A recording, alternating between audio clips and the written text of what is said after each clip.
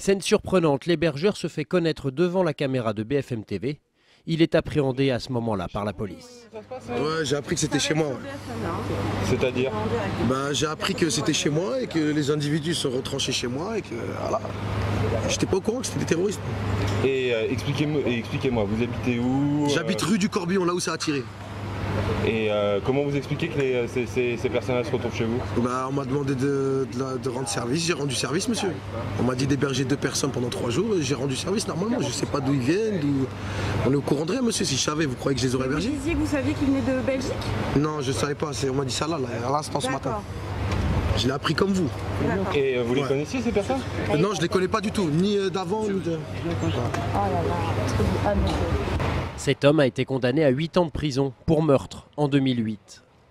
L'amie de l'hébergeur s'est elle aussi exprimée sur notre antenne quelques minutes avant son arrestation. Elle tente d'innocenter son ami. Elle explique aussi qu'il n'est pas propriétaire de cet appartement. C'est quelqu'un de gentil, c'est pas quelqu'un qui est vraiment dans la religion. Ça n'a rien à voir avec... C'est par bonté de cœur qui les a...